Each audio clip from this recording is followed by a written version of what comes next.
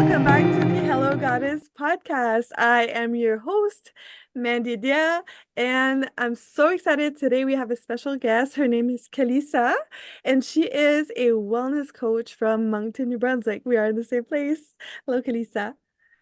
Hi, How are you today? I'm good. I'm good. How are you, Mandy? I'm doing good. I'm Good. so happy to have you on the show. Me and Kelissa, we go way back. We met like 10 years ago, and then we kind of saw each other over the years here and there. Moncton is a small town, so we had similar interests as well, especially now her being into nutrition and fitness, and I'm into like naturopathy. It's very similar fields. So I'm so excited to have you on the show. Thank you so much. I'm honored to be here. I'm so excited to get into it. Yes, yes, I'm so excited as well. So I would love to know, and this is a question that I ask all my guests in the beginning because I find it so inspiring to hear everyone's story and what influenced them to become who they are and what they share with the world. So I would love to know your journey and what inspired you to become a wellness coach. Sure. So this goes pretty far back, actually. It starts in childhood, and I think it's only now that I'm even connecting the dots on that. So I grew up a pretty anxious child. I had a lot of anxiety, a lot of attachment issues that stemmed from early childhood trauma. Um, and I think that manifested into me being insecure, feelings of not being good enough, and things like that. Um, and I had this fear of getting sick, actually. So this is kind of where it all my interest in health kind of all started because I was so scared of getting sick. And it was vomiting specifically that I was so afraid of. And it wasn't just like, being scared, here and there. It was waking up being scared, Oh my being goodness. scared of falling asleep. It was just, it was pretty horrific, honestly, living with that type of anxiety and just every day living in that kind of fear. Yeah. Um, and yeah, I think that my interest in health and what was coming into my body, like through food, became an interest of mine when I was really, really young. I would say that, in a way, you could say it was a sort of eating disorder because I was so scared of being sick. I became hyper vigilant of what I was putting into my body through food. And I became very interested in how food affected me and how different foods felt as well for me and how I digested them. And I guess that's kind of what piqued my interest. Um, I grew out of that fear. And I think it was when I started detaching from my parents and I became more independent.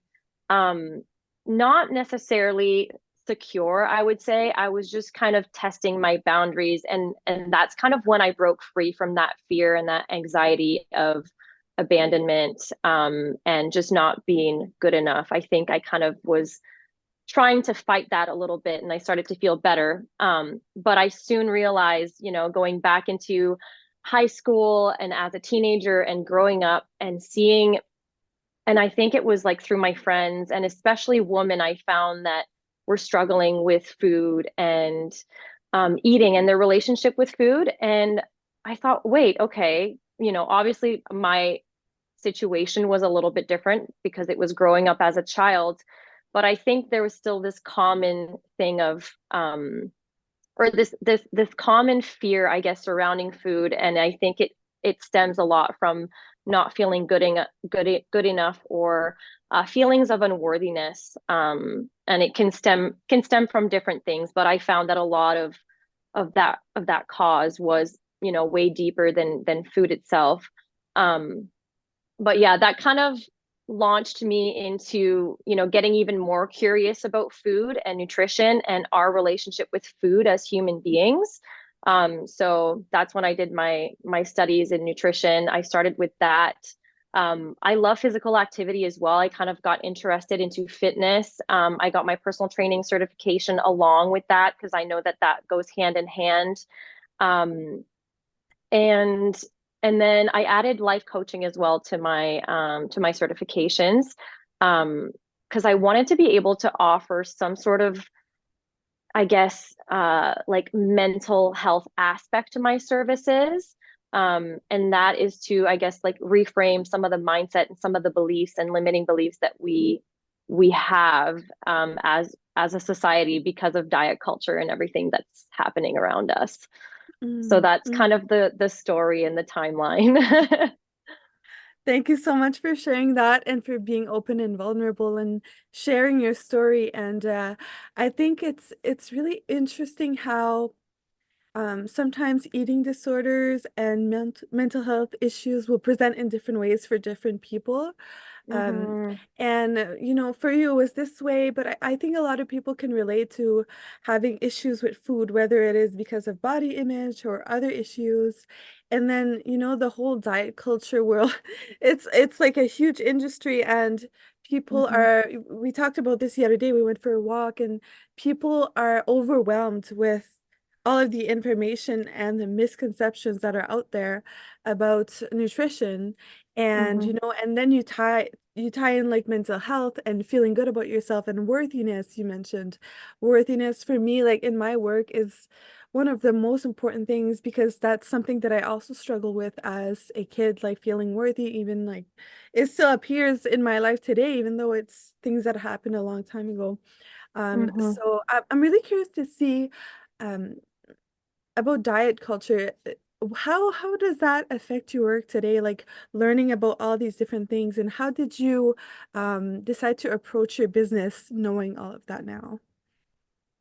I think a big cause of me, staying in this business as well, is because of diet culture and because what I know about it. One of the things that I see the most with the most of my clients is an all or nothing mentality. And I think a big part of that is because we've associated this kind of, I need to do all of this. I need to do all of this so I can achieve this goal, and I need to do all of this so I can lose this weight. And I think that the diet culture and the diet industry has really monetized off of that. And it's very easy to create this cycle of, okay, I'm going to go on a diet. I know it works. Because it usually does, right? For the first couple of weeks, you go on this diet. It's pretty restrictive, typically, and they all have a similar model where it's quite restrictive. And it's, only for a couple of months, or, follow this for a couple of weeks, and, see all the pounds shed, and et cetera, et cetera. And it's not just diets, like this is kind of, it can be seen even in certain, like exercise programs and things like that as well. But in the diet realm, you see it quite a lot. And I find people, you know, have to see that instant gratification. They want that instant result. So they stick with this diet for, X amount of weeks. And then once that's done, and once the goal is reached, and they're, at their ideal weight, or whatever the case is, whatever that goal is, once that's reached, they just, all right, I put my hands up now, like I'm done. And they often revert back to their old habits, because what was, being followed in the diet was not necessarily the most realistic thing, that they could be doing. They didn't feel like they could do that forever. So I definitely see a lot of that. And then, once they go back to their old habits, usually they'll gain the weight back and then some. It usually affects your metabolism in that way as well. And so my job is to reframe that in simplify nutrition. It's really going back to the basics. I want to provide what I have learned about nutrition, right? Like I got curious about it. I got to know the science behind nutrition, the science behind macros, like what food and calories actually do for us, and why they're necessary, and what the different kinds of food actually give and provide for our body. And when you have an understanding of that, it feels a lot less scary. A lot of people I find are scared of certain types of food now because of, you know, all of what's out there. Mm. And it's so easy to get trapped into all of these different things where it's really it's not that complicated. And that's kind of where I want to reassure my clients and just going back to the basics. Um, and then also that reframe in mindset as well. And I would say that that is the biggest thing for me and my approach and how diet culture has, I guess, molded my approach. Yeah, yeah, beautifully said. And I really like what you said about instant gratification because I want to touch a little Mm-hmm. bit about that. I think that in this world today with our phones, like, everything like scroll, scroll, scroll, or watch TV or Mm-hmm. switch, switch, we're kind of in this mode where we want things to happen now and we want it to happen quickly. But when it comes to your health, whether that be changing the way that you eat or your fitness Mm, or whatever the case may be, your mental health, you really have to think like this is something that you have to educate yourself. And sometimes it really helps to have somebody like Kelissa that can help you, understand all of this since she studied this and this is her passion. It really helps because you want to be able to really understand and then afterwards, apply this for the rest of your life because health is mm-hmm. so important. If you don't have your health, you can't enjoy anything in your life because this is the fundamentals, so important. And I think you talked a little bit at the end about mindset as well. The fact that you did life coaching is so interesting because I think that is an element that people overlook. Um, Mm. uh, the whole mental aspect and feeling that you're safe in your body and how stress can affect eating. So I would love to learn a bit more about your take on that. Like, how does mindset really affect our well-being? Yeah, I think it goes back to, you know, that all or nothing mentality. And you also highlighted you know, instant gratification. I think we live in a world where we can access things so easily and so quickly. And we forget, you know, that we've at some point in our lives had to work so hard for these things. And it's easy to overlook, Yeah. you know, what we can get our hands on now. And it's easy to, I guess, kind of not necessarily that we're not grateful for those things, but it's easy to, you know, uh sculf down a meal and not think twice about it. Um, Whereas that mindset shift is where is the gold essentially, is what I'm trying to implement with my clients, is to slow down. Um, and I really like what you mentioned as well about like the lifestyle, right? So with this new perspective with the life coaching, it's important for me to hold up a mirror for my clients in a way, for them to see what the problem is. Because I can tell you, and that's why I have those two sections of my services, of the education part so that they know, but then also the mindset part, which is the life coaching, so that they know what they're doing. You know, they know their barriers. Like, because I can tell you all of the things that you should be doing or what works for me, but it might not be what works for you. And my beliefs might even be different than your beliefs surrounding food. So for me to tell you something could resonate totally differently. So with the coaching, for me, it's just to show them, you know, kind of where they're heading, what they're direct, where they're being guided with that kind of type of thinking that they are having right now with those limiting beliefs. And my job is to kind of guide them through that conversation and I guess ask them questions, get curious about that limiting belief, you know, if that actually is true, and if they believe it to be true and why. Or if they do not believe it to be true, okay, well, then what becomes possible then if this isn't true, right? What becomes possible for you now? How can you overcome this barrier? You know, what can you do now that you know this information? And it's overcoming that mindset, that belief that we have, to and reframe it Mhm. into something different, into something better. And sometimes it's just a little shift that changes the whole trajectory of someone's wellness journey. And I think something that's important to note as well is that it can take time. Like if you've been telling yourself, I can't have chocolate in the house, like, I will have the whole pack if I have something. And you've been telling and reinforcing that to yourself for years and years and years, and you've been, you know, been limiting your mind in that way, it's going to be hard to reframe and, rewire your brain. So it's a practice for your mental as much as it is for your physical, to actually follow through those actions.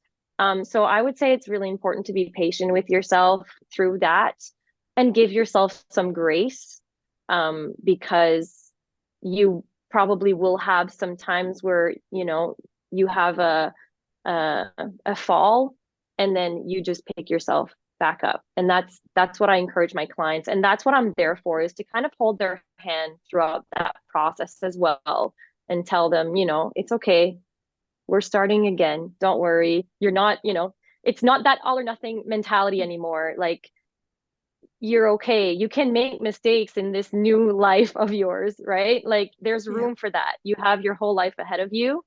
Um, and you're going to get to where you want to be. You just have to be patient and you just have to keep going and move forward. Hmm. Yeah, so true and so interesting to hear you speak about this because it really, really resonates with me and I completely agree with what you're saying. I love that it's really important to give ourselves grace and to have self-compassion, whatever our Hmm. goals are in life. And that also applies to nutrition and fitness and, health in general, because Hmm. it's very difficult to sometimes overcome some programs that we have in our minds. I kind of have this metaphor like a car driving in the snow, like you kind of see the trails if you're always passing a bunch of cars like the same trail. That's kind of Hmm. how I see like neurons in your mind, like when they're wired, like the way you think, they kind of wire in a certain way, and you have to reprogram your mind. Um, because we all know, like, eat whole foods, like try to avoid processed food, try to avoid sweet and stuff like that. But it's one thing to know something and another thing to be able to actually practice it and have the discipline and everything. So it's really cool Hmm. that you have the aspect of the mindset in your practice. Hmm. And I like that you said patience. Patience is so key. Hmm. Self-compassion, grace, working with your mindset.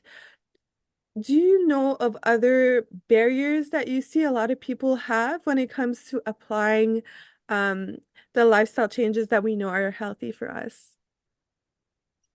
That's a good question. Common barriers, and I would say limiting beliefs is, I feel like what I see the most and what comes to mind right now is people just think that it's not possible for them. Like they can't lose weight. They just think I'm never going to lose this weight. It's never Hmm. going to happen for me. Because they have been stuck in that cycle for a long time. Hmm. I would say that that's what I see the most of.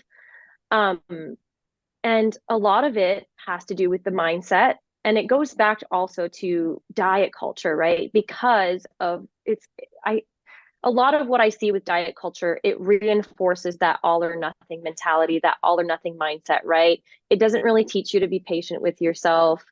It doesn't really, I mean, it might have some education aspects to it, but for tools that you can keep with you for a long time or something that is sustainable, Yeah. often it doesn't have that. So it almost trains your mind to not know where to look, what to do, where to go next. And it can be quite discouraging. Like I get it. Like I can see why, and it's confusing if you don't know where to start. And who else goes on the internet when they're looking out, when they're looking for information. Like I know I Google everything. So you're going to find all sorts of things, and with AI and artificial intelligence and algorithms and stuff like that too, like you can fall into all sorts of different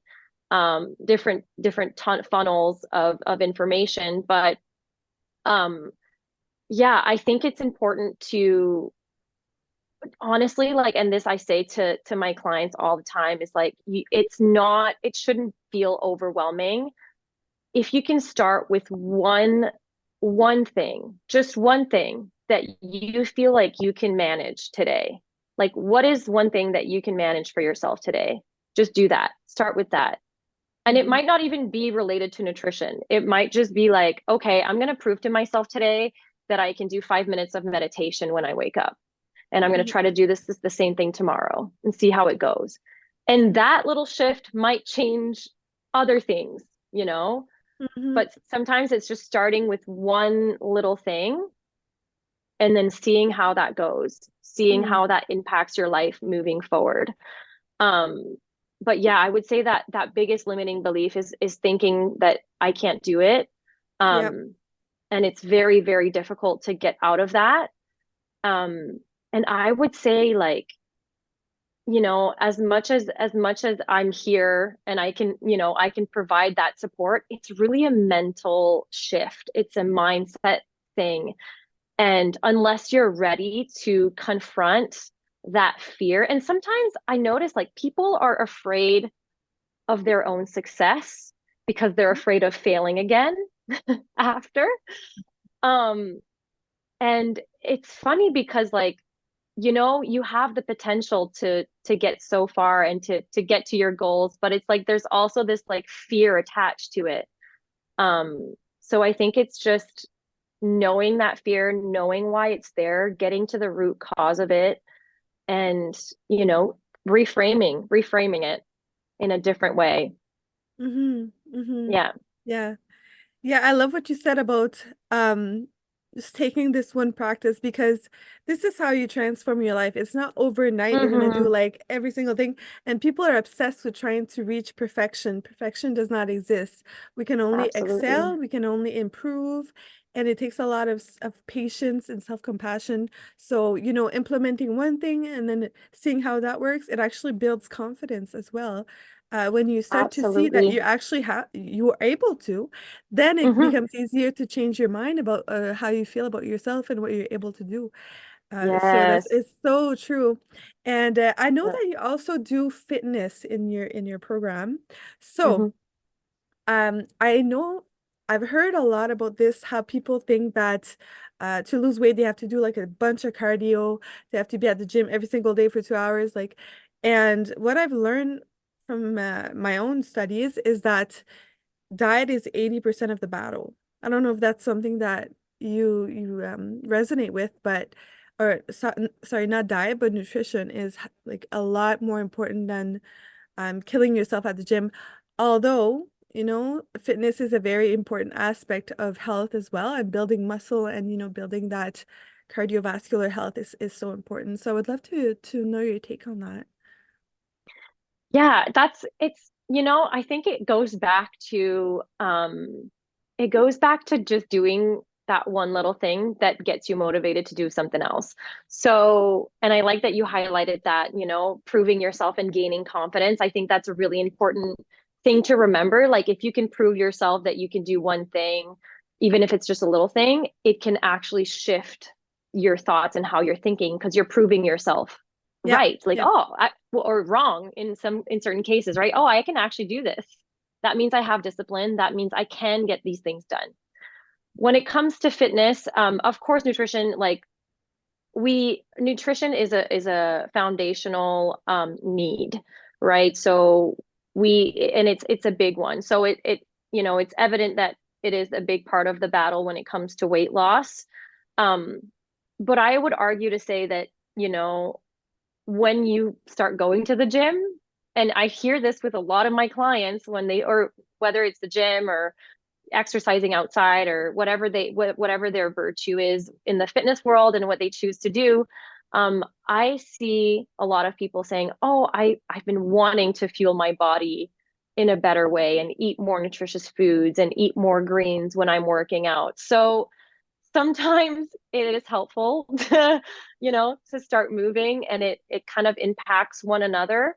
Um, but it is right that nutrition is fundamentally, it is more important that we eat every day and not that we exercise every day, right? So Yep. it does have a bigger impact on, our metabolism and how we work because we need calories to survive. Like that is just Mhm. exercise. We can skip a couple days and still survive. We cannot survive without food. So, and it's, if you are looking to lose weight, it is very important that you are, looking at what you're feeding your body and what you're fueling it. And it's also, I think, it's important to honor your body when you're thinking about food as well. Um, because food is nutrition. Like it feeds your, like it helps you think, it helps you get up in the morning. There's kind of like this aspect where we kind of started viewing food as just, something that makes us feel good, or we've associated food to different things, or yeah, so it's important to know that what it's there for and that it actually fuels us. But yeah, I would say nutrition definitely very important. You know, in terms of the order, like what you should do first, it really is up to the person. If someone wants to, if they, don't want to look at nutrition right away, they are more motivated with exercise, go for it, exercise. And then if you start to feel like, okay, you know what? I want to, I'm feeling more confident now. I've built my confidence with this habit of exercising. I want to eat better. Maybe Yeah. that's when you do it. But it looks different for everybody. Mm. Yeah. Yeah, I've never thought about it that way, but it's so true that you can start with something and then like build a love for that and then think, okay, like this would actually help me, like it's kind of like this domino effect in your life. It Um, is. Yeah. and fitness is I personally I told you this before because I love doing weightlifting. And although I'm trying to lose some weight, I I just go because it makes me feel good. Like I feel hmm amazing after a workout, during a workout. I listen to my favorite tune. Sometimes I put a podcast on. Like you can make it fun. It doesn't have to be like this chore that you're forcing yourself to do every single day or every 2 days. Some people Absolutely. like, dancing, yoga, walking outside. There's so hmm many different things. And I love what you said about nourishment.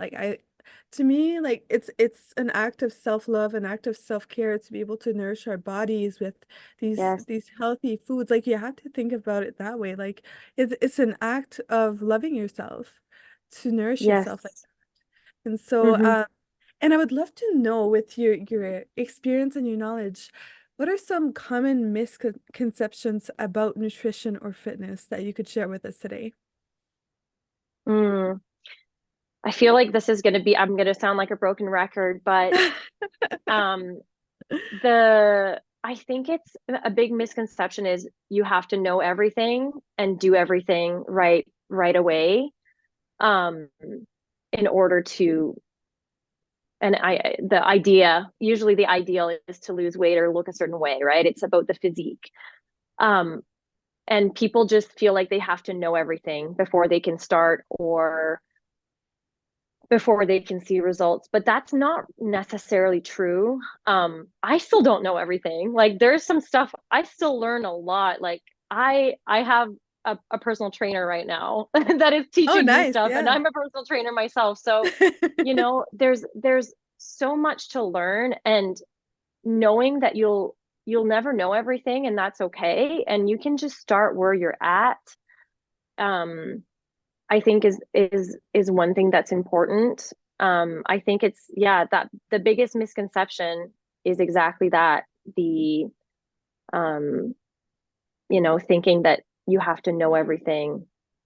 You don't. I didn't know what I was doing when I first went to the gym. Nobody does. Mhm. Like it's fine. You can go on the treadmill to get ready. Like, you don't have to go in the weight section if you don't want to right away. You can kind of get a feel for it. Or you can go in the weight section and just do your thing. Like, Mm. everybody's there for themselves anyway. Mm. Nobody knows really what they're doing. So yeah, you don't need to know everything. There's always some improvement to make too, even if you're like an Always. expert, you can still learn. Yeah, 100%. 100%. Yes. There's so much, and I love everything we talked about today, like giving yourself grace, having patience is a big one too. Dropping the Mm-hmm. all or nothing mindset and trying to, educate yourself and do it for the long haul. Like, what's the saying? I think it's a marathon, not a sprint, or the other way around. I can't remember which one. Yes. Yeah, it's Yeah, like that's you have right. to see it like, okay, this is my health, like this is my life. And Mm-hmm. it doesn't have to be within a week. You could do it over months. And we didn't Yes. talk much about this, but with the, you do a lot of education about the different types of foods and everything. Like you go into a lot of depth about like and you talked about a little bit of like recipes that you share with your clients. And if you want to connect with Kelissa, everything's going to be in the description box below. So I'm sure that she would love to talk to you guys if you're curious to learn more about what she has to offer and everything that she knows, and she could educate you and help you out with your health journey. So we're already running out of time. I'm super excited to ask you the final questions and to see what Sure. you have in mind. So first of all, what is your definition of a goddess? Um, First of all, thank you. And if anyone has any questions, whoever is listening, I would be happy to answer questions as well. You do not need to book a meeting with me right away. I'm always here to help.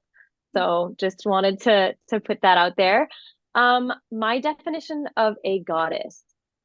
Um, I had to think about this one because you did send it to me, and I was like, okay, what is it?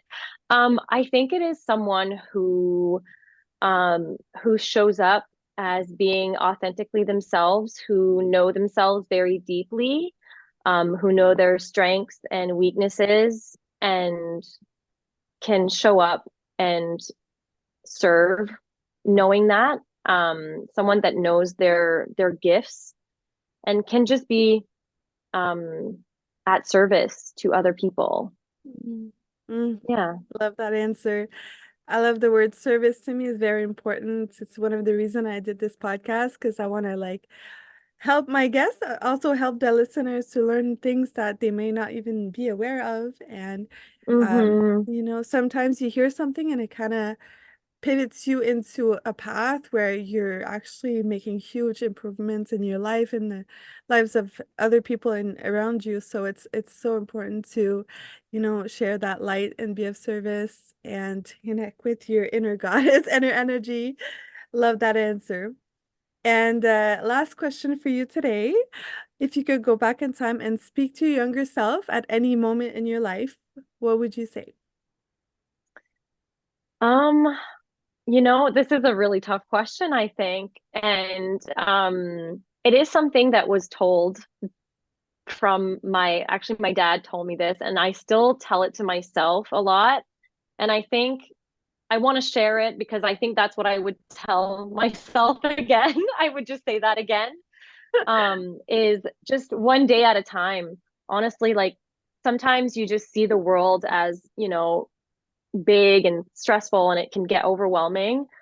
And I would have, every time I would hear that, I kind of got back into the present moment. I could get back into my body and just take it one day at a time and just be patient with myself in that moment. Because sometimes you will have bad days, and I feel like I had a lot of challenges when I was young and growing up. And I think that's one thing that I needed to hear was just it's gonna be okay. Just one Mhm. day at a time. Today is today. Just take it. Tomorrow's a new day. So I love that. I have chills when you say that because this saying, like, this was my mantra when I was going through a difficult time a long oh, time ago. I was like, one day at a time. And sometimes mm-hmm. you might be hearing this and you'll understand what I mean. Sometimes one day is even too much. Sometimes you want Yeah, to say like 1 hour at a time or one one. hour, 1 minute. Yeah, literally. Yeah. So Yeah. it's very, and don't overthink, like too much in the future. Try to be present and do what you can today with your health and with your What you well-being have. and with what you Exactly. got around you, all the resources that you have around you. And 100%. Yes, yes. Love that Yes. answer. Well, thank you so much, Kelissa. This was so amazing, and I loved our Thank conversation. I'm you. really happy we reconnected over, over the years, and it's really cool to have you on the show. So I already said like all of our links and everything are in the description, but if you're listening and you're on the go, where can people find you, Kelissa?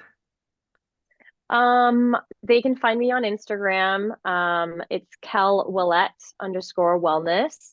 And they can find me on Facebook at Kelissa Ouellet Wellness. And I have a website also. And I write blogs and all sorts of things. So you can go on there as well. It's www.kelouellet.com. Love it. Awesome. Thank you so much for being on the show. It was an honor to have you. This was so Thank, cool. thank you so much. I'm honored to be here. It was great. Thank you. Yes, awesome. All right, guys. Hope you enjoyed this episode. See you all next week. Sending you all of the love and the Reiki energy.